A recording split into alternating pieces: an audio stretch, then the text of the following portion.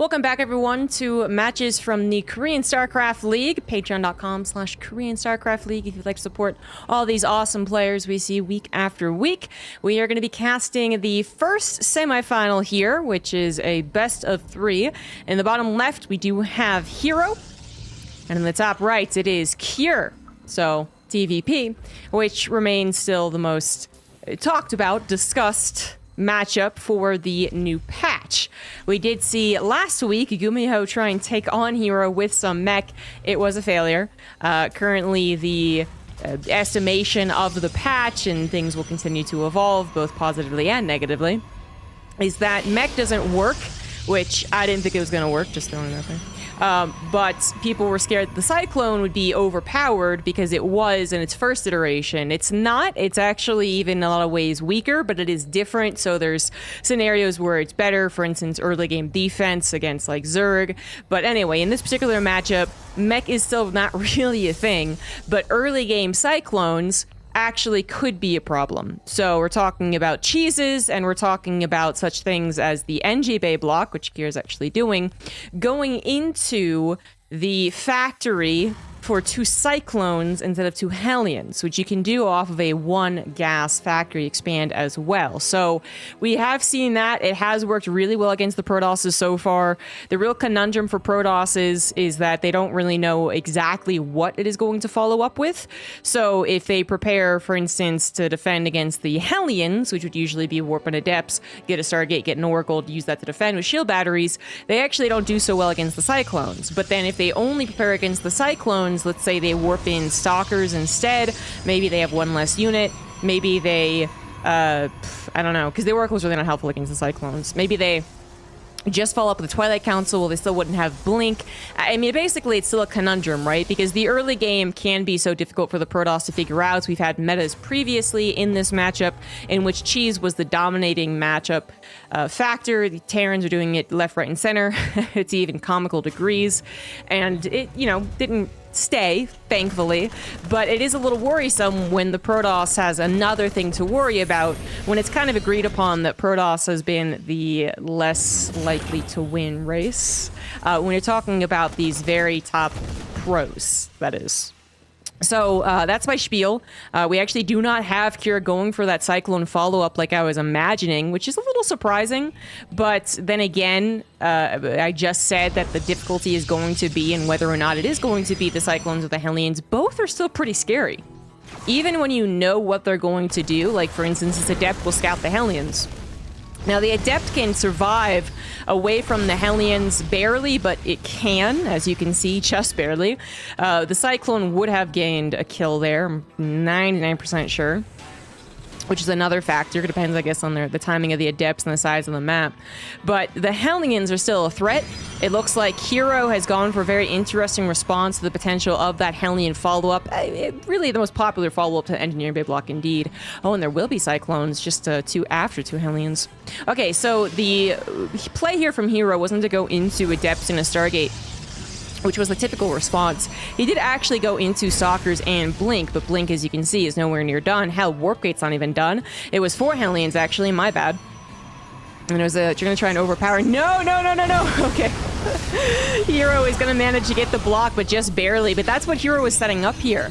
Now, usually you wouldn't actually have this situation, but you can see that herO actually purposefully put that second pylon down to hold up the wall and obviously provide him power to build further wall. The second pylon, if your first one is blocking the Reaper hop-up, could go behind here. It could go to the natural, which is the third base in this instance. But oftentimes it wouldn't go to block, but this is a really neat idea. Again, the problem would be if the Cyclones appear, are they going to be too powerful and actually still break that? But in this case, not so. It was 4 Hellions first and foremost, really trying to overpower whatever amount of defense herO might have had around a probe line.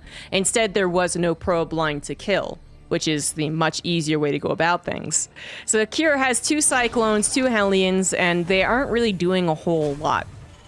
But now keep in mind the Cyclone costs the same as Stalker, so it's not the worst thing to have until about 6 or 7 minutes, and then it pretty much falls off, just like an old Cyclone would.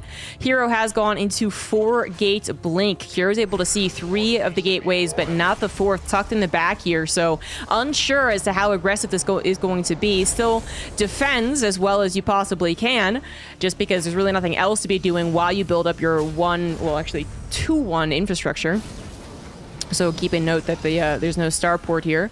2 tanks are sieged up the bunker with a little bit of a wall. Now, if they blink forward, which is exactly what they do, they will now be caught with that wall. The SCVs were pulled to help out. So they go for the repair on the bunker, which remains intact. And the second tank, yeah, they actually just didn't even die, right? No, I was even assuming that was going to die. So now we're going to have a third tank out here. The tank on the high ground doing a lot of damage. This tank, unfortunately, okay, he's going to live. But the Zealots are a big problem. The Zealots going to soak some of the shots unless Kier focus fires. And even if that isn't the case, the Zealots are still going to be around for the SCVs, which would do very good damage against, especially with the friendly fire.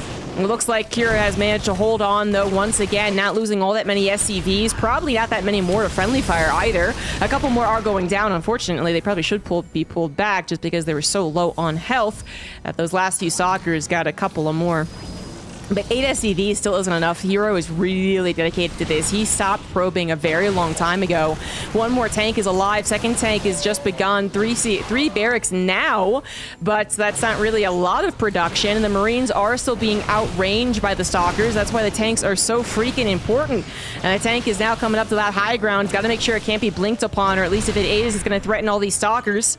herO has some work to do, that's for sure, but 4 Stalkers still being warped in at a time. Here now not mining off of the main base, trying to build up a bunker there as well to help out. Second tank pops. Observer sees everything, by the way, so herO can really estimate as well as possible whether or not he should jump on things. That's a problem for Kier as well, as usually this is going to go into a 1-1-1. A Raven has been available to many other Terrans in this scenario, but not Kier.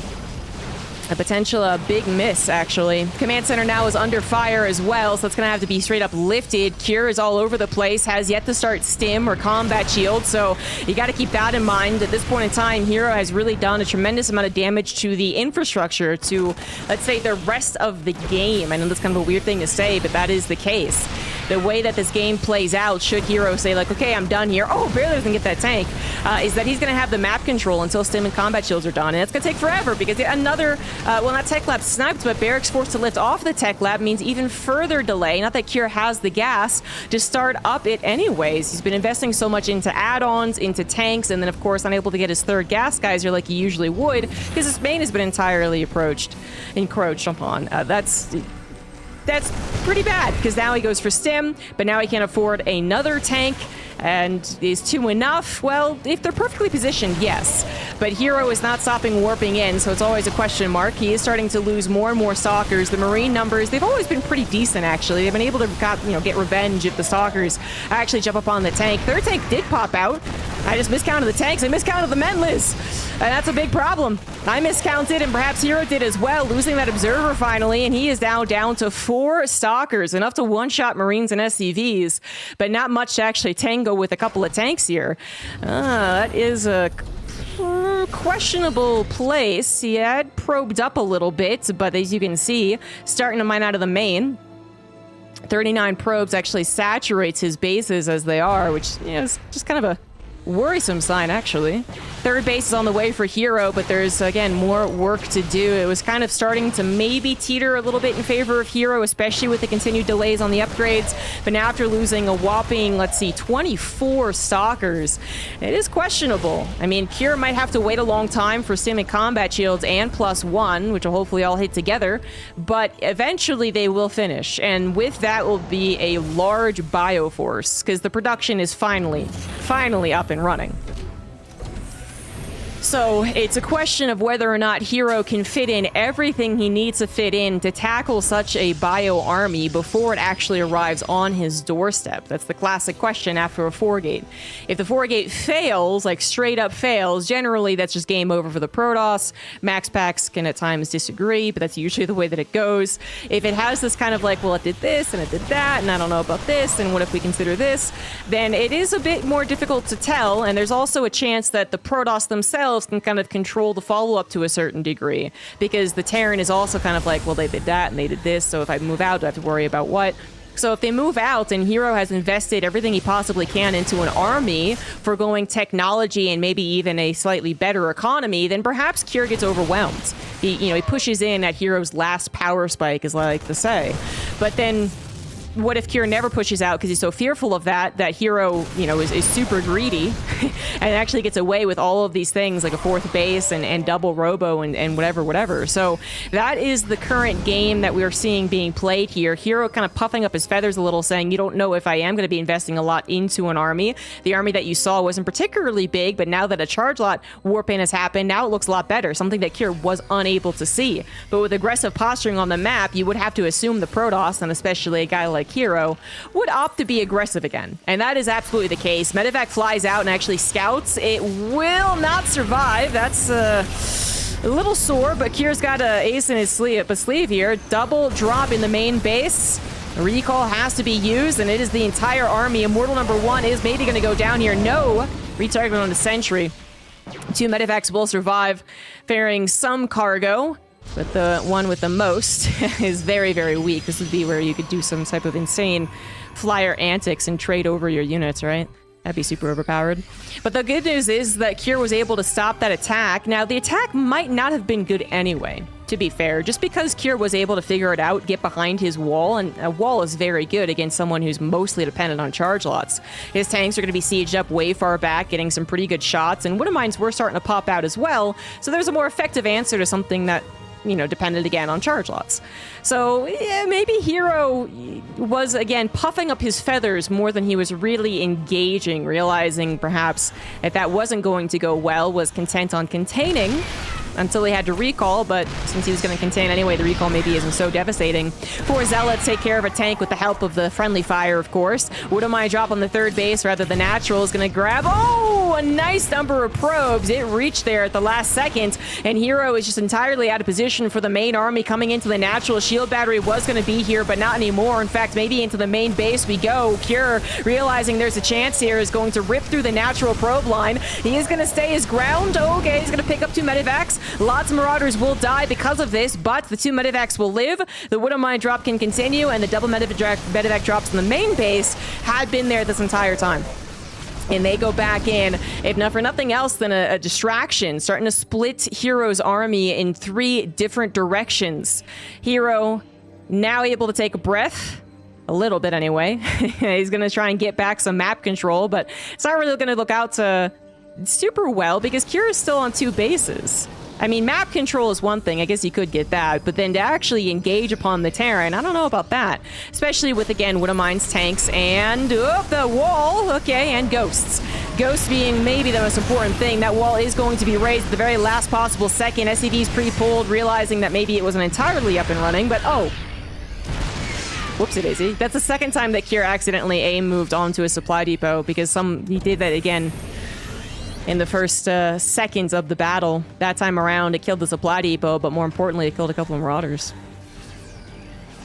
A little unfortunate, but I would still say that Kier is probably in a fine position, right? The 1-1 upgrades and the EMP is really what I'm looking at here. The EMP blankets most of the Immortals. Widowmines do end up burrowing a little late to the party, but finally going to pop off. A dodge, at least on some units, thanks to the Warp Prism. But a lot of those Zealots are now gone. The 1-1 ripping through them. Stalkers late to the party, now engaging without much fodder for them. And the Immortals have lost their hardened shields. They're not really attacking anything that they're particularly good at, such as Marines, right? They don't want to attack Marines. They want to attack Marauders and tanks. And that is going to be it. Kier will win game number 1.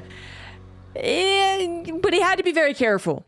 herO's a very tricky Protoss to play, especially after an aggressive opener, because you really don't know if he's going to be hyper aggressive and try and catch you unawares, or if he's going to try and macro. Most of the time, he's more aggressive than not. We know herO is an aggressive Protoss, but he's also a smart player, so he'll know, like, okay, maybe I can get away with this. That aggression did not work out. Twice it almost caught Kier off guard, but Kier was so freaking cognizant of it. He was just constantly aware that he might have to go home and defend and turtle. And that's what he did. And it works out well for him. He wins game number 1. Game 2 is going to be on hard lead. In the bottom right, we do have herO.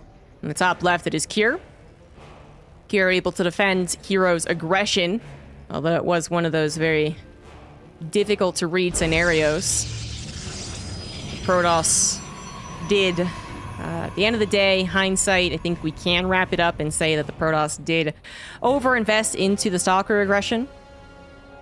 There might have been a better moment in which herO could have backed off, stopped diving after tanks, and not get trapped up in the mineral line like he did, in which he could have gotten more probes and a faster third nexus. Couldn't stop that sneeze. So if that had happened, then there's also the ripple effect leading on. And at the end of the day, Kier was mostly just waiting for his sim combat shields to finish. I mean, yeah, herO maybe grabbed a couple of more key units, like a couple more tanks with his continued Protoss aggression, but was that really worth it? Or was it really just good enough to continue delaying that stim and combat shields? We've definitely seen MaxPax, who I would certainly still argue is the master of the 4-gate, even though he's kind of backed off of the strategy, definitely backs off faster than that. There's actually very rarely a time, even before MaxPax stopped 4-gating in the last 2 weeks, in which I would say that he dedicated that hard. He usually grabs a third nexus. This is interesting. So Kier did proxy a barracks, but herO is proxying a pylon. What happens here? Well, I can tell you for a fact that a proxy rack loses to a cannon rush. That's not what herO's doing. And one of the reasons it does, because the cannon rush hits so freaking fast. But this doesn't hit as fast. It's not a proxy gateway into a second gateway. It is going to be a proxy Stargate by the looks of things. Very much proxied, though. I mean, capital P proxy. That is right up there. In fact, this even looks like a potential proxy Stargate for proxy Void Rays and Tempests. That is how close it is, which we don't see very often anymore. The pros definitely dabbled in that cheese when it was very potent and very popular, and that was not a great, that wasn't a great phase. I mean, that wasn't our best time on the ladder here, but it did fall off, and partially because of nerfs to the actual strategy. Oh, the Reaper is going to go down. That was certainly not worth the 2 probes. It also was unable to get a full scout, so it wouldn't have noticed the lack of technology, but it did know. Okay, so the SCV noticed the lack of nexus, so something is afoot, obviously. That's the most important thing. If the SCV hadn't scouted and the Reaper was denied any other further information, the Stargate could have been here. A Nexus could have been there for all he knew.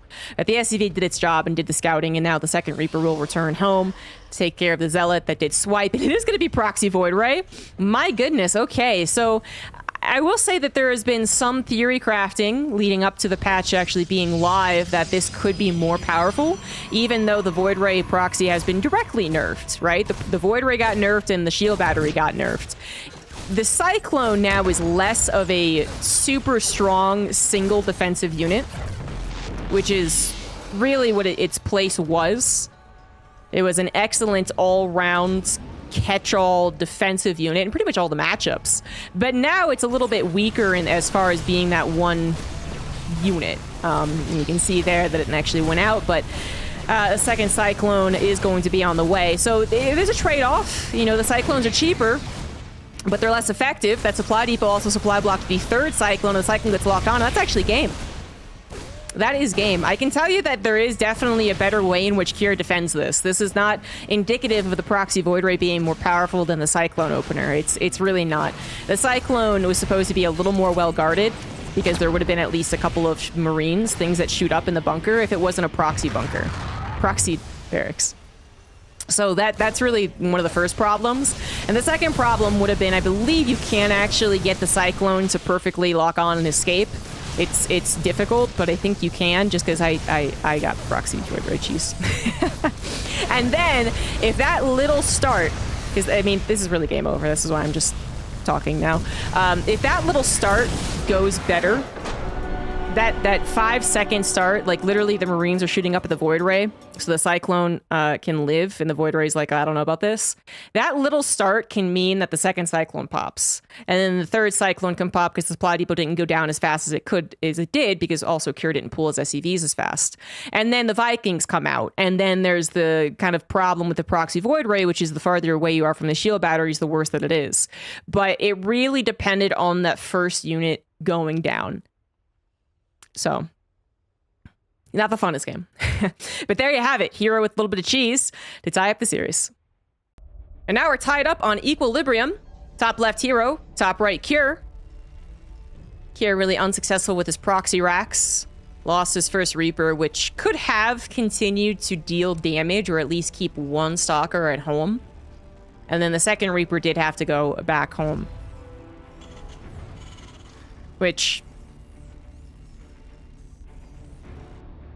yeah, I mean, I think if you really play that out perfectly, I think the first Reaper stays on the offensive and the second Reaper does go back home. I think that's how you would do that. The second Reaper obviously didn't help very much because the Void Ray was the main problem. But anyway, it is a little bit of a new feeling to defend against that cheese. And, you know, feeling matters a lot. We care about feelings in StarCraft too. The way that pros have been microing the Cyclone has been the same for something like 4 years. Because the Cyclone was introduced in Legacy of the Void, but then it has had many changes. Just never one as drastic as this, and certainly never with the intention of making it the staple mech versus Protoss unit, which is an insane thing to do, but whatever. So the feeling there is going to have to be figured out again. And what might happen is that people figure it out pretty quickly in TvT, for instance, because that's where we see a lot of Cyclone openers. So people will have to readjust pretty quickly for that one. TvZ maybe as well. We'll see a little bit more of a figuring out of the feeling of the Cyclone and how it works, just because it's also a little more... it can be more apparent in that matchup, right? People have gone for Battle Mech, and they can still do so. And then TvP, particularly anti-cheese Cyclone feeling, I mean, how often are you going to get practice for that? So I would not be surprised if that actually snipes a couple of Terrans for a few months before we once again abolish the proxy Void Ray from pro gamer build orders. But it might stick around a little bit. And now, nothing cheesy happening here, although herO did pump out a Zealots, which is always a little unusual. If you are preparing for a potential engineering bay block, you can cancel the Zealot, which used to be the go-to opener for Protoss, in fact.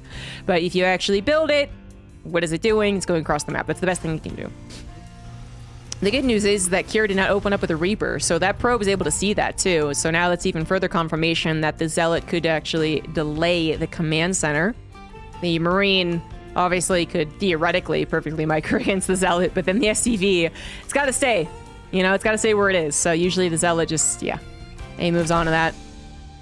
Make sure at least to delay, and then Terran has to buy time. If it was a Reaper, then Marine opener, this could be very different. This could be quite a bad opener for herO, but the fact that there's only one unit is not great. But even then, the Adept following up so quickly, even if you had a Reaper and Marine, the Reactor would be building at this point in time, so then you wouldn't have the two Marines popping out. I mean, there's a little, you know, bit of like perfect timing situations that go on here. But the Cyclone has changed one of those perfect situation timings, in which you would be still hitting someone who's building a Reactor and all they have is a Reaper and a Marine. The Cyclone pops out faster. It's cheaper. It doesn't require a tech lab. It's faster. So some of this early aggression, the poking, has not gone super well for some Protoss players. The Cyclone is certainly good enough against this many units. No worries there. Now, the worry would be if herO was following up with a proxy Stargate, then how do you split your units? Well, good news again, you can get a second Cyclone. It's still pretty good against defending against the Oracle. It's just that it doesn't kill the Oracle as reliably as the old Cyclone. But it's not a follow-up Stargate, is it? It's a follow-up Twilight Council and a follow-up Dark Shrine, which I don't know if Cure is anticipating. And Cure has once again gone into 2 barracks in a factory as opposed to a 1-1-1. He is completely skipping over the Raven, and that is his choice. The Raven no longer pops with an interference matrix, so we were wary of Terrans no longer opening with a Raven.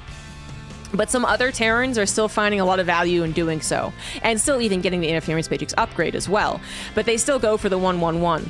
Cure, not so much, and herO might have been playing into that. Realized in the first game this was the follow-up that Cure did. He's now going to try and abuse that. Cure might still have a scan, maybe 2, because pro Terrans are usually pretty good about that. Around a typical 2-base DT timing, they will hold on to 1. But it kind of also depends when's the last time they were DT rushed, you know? Is it really on the forefront of their minds? Marines and Cyclones completely skip noticing the DTs. They head into the main base. Of course, they do split up as they should. And Cure has been so eager to try and take on the Stalker attacks that he has no units back at home. He does have a scan. In fact, he does have 2, but the number of units that he has is awfully low. 2 Marauders do pop out for the main base, but the Natural is under attack. 13 SCVs already killed, and Cure is out, is basically all in, realizing that he is in a lot of trouble, but the Stalkers are good enough at this point. Consistent warpings is good enough. A shield battery would be 100% defense, no problem whatsoever. But as you can see, this army is not going to do the trick. It's not going to get the same damage done, and herO is currently doubling the worker count of his opponent. Cure taps out. herO comes back with a little bit of cheese to move on to the finals of KSL, which of course I will be casting after the second semifinals to see who actually meets herO. So if you want to see that, make sure to follow the channel. Thank you very much for watching, and I'll see you soon for more KSL.